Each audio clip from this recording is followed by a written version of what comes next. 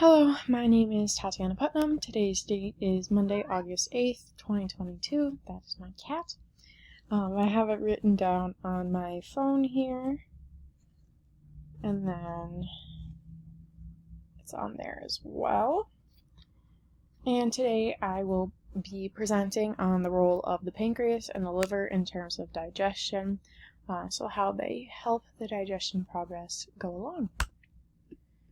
The first thing we'll be talking about is the pancreas, and the pancreas lies just inferior to the liver and also behind the stomach.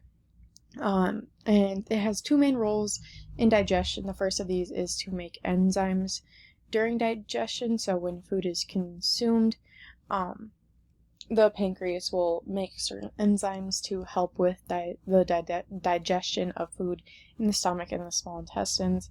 And what these enzymes do is they break down sugars, fats, and starches, which are all essential molecules for energy levels and just overall bodily function.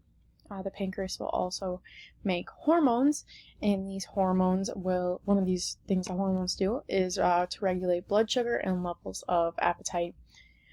So blood sugar, this involves molecules like insulin and glucagon, making sure those are circulating throughout the bloodstream so that our body has the molecules they need. These also provide us energy to do basic everyday things.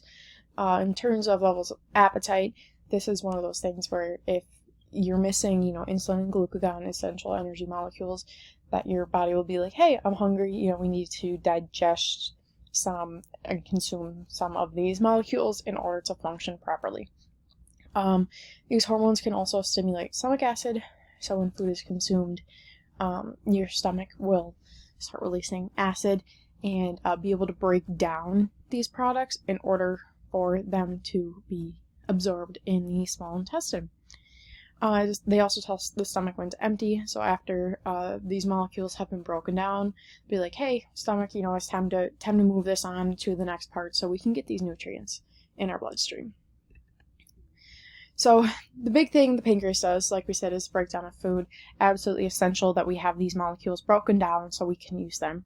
One of these enzymes that breaks down the food is lipase, and this will work with the bile that's produced in the liver, released from the gallbladder, to break down fat, including essential vitamins such as vitamins A, D, E, and K.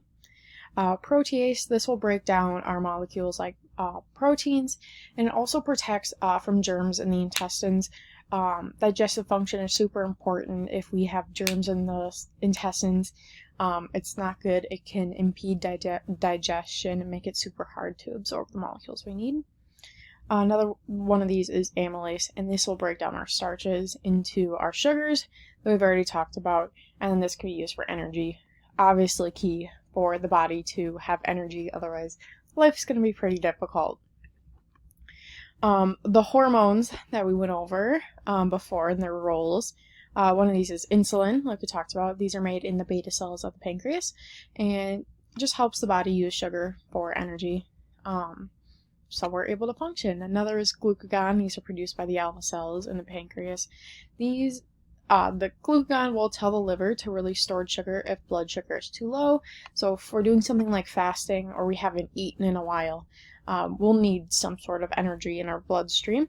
So they'll go to the liver and be like, hey, you need to release some of this stuff you've stored up so we can function and we can do our everyday things until our next meal is consumed. Gastrin, it's a super important hormone. It stimulates the stomach to make gastric acid, This will just help break down a lot of the molecules and the nutrients that we consume. And then amylin, this will help control appetite and stomach emptying. So, like we said, tell our body when to eat, when to get these molecules, and then also when to get rid of them. Next, we'll talk about the liver. The liver is also very important. It's a very large organ, and it lies just below the diaphragm. And one of these things it does is it stores glucose. So, like we've talked about many times, super important for bodily function, for energy. So the liver will also release glucose when needed. It converts fat into energy. So this is the site for breakdown of protein into amino acids. Amino acids are building block molecules. They build all the things we need. So then, conversion of amino acids, these building blocks, to glucose, fats, proteins to be stored or released into the bloodstream. The liver also helps with the synthesis and regulation of cholesterol. One of the biggest things that helps with digestion is bile, and bile is produced in the liver. It is then stored in the gallbladder where it gets released. So the liver will produce bile, and is then released into the small intestine to assist with digestion and absorption of fats during a meal. It also contains bicarbonate ions. This helps neutralize acid from the stomach to the small intestine. So it's super important that we don't, when we have gastric emptying, we don't have a lot of stomach acid in the small intestine. The small intestine is not built for this acidity, so it can be super damaging if we don't neutralize that stomach acid right away. The bile also contains bile salts, and these convert vitamin D for calcium utilization, so something super important that our body needs. Bile also convert excess carbohydrates and proteins and store for later use. So like we said, when blood sugar gets too low, when other levels get too low, we can store things in the liver for when we need them. Bile will also help the body absorb fat into the bloodstream, which can be super important depending on our times of need. And then it also helps carry waste products and toxins out of the body. As many people may know, when you drink a lot, your liver does a lot with the alcohol, so you can get severe liver disease. So in terms of that, the liver removes toxins. Bile also helps remove these toxins from the body. Make sure we're getting them out and we're not being poisoned, basically. So then I wanted to look at a case study. My goal of this was to find a patient who had the specific digestive problems that can be associated with the liver.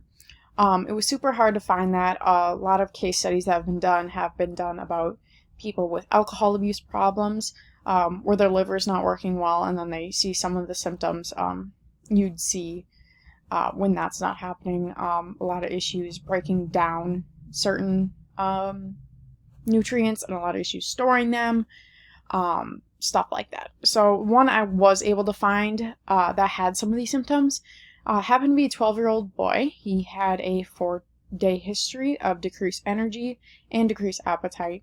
As we've seen before, decreased energy, that can have something to do with the level of sugars in the body, which the liver is super important in releasing these sugars.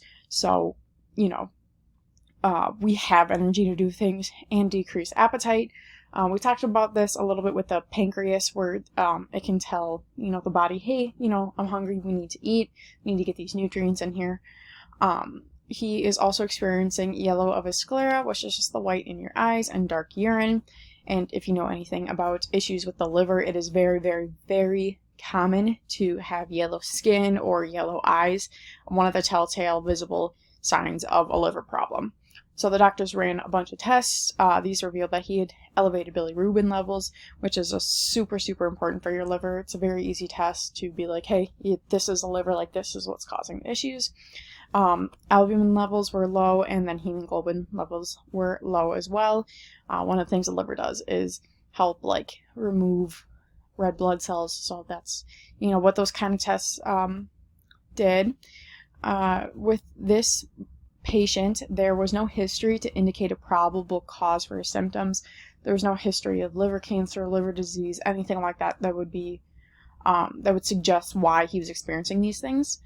So the patient was admitted, and then on day 5 he had to be put on a ventilator because his state had declined so bad.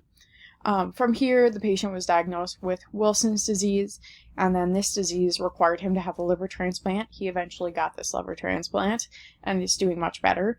But Wilson's disease is indicative of acute liver failure due to the presence of biochemical evidence of liver injury. So what this means, there's basically no known cause. Nothing happened No injury, no, obviously he's 12 years old, he has no access to alcohol consumption that would lead to these symptoms, so there's just something going wrong in the liver biochemically that led him to experience this. And this is incredibly rare for healthy children, but general symptoms of Wilson's disease include anorexia, fatigue, and jaundice, which makes sense. If your liver's not functioning, you're not going to want to eat. You're going to be severely anorexic because you have nothing telling your body to eat.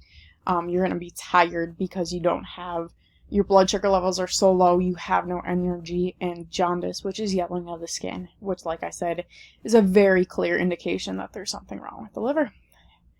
And so that's it, and these are my sources. Thanks.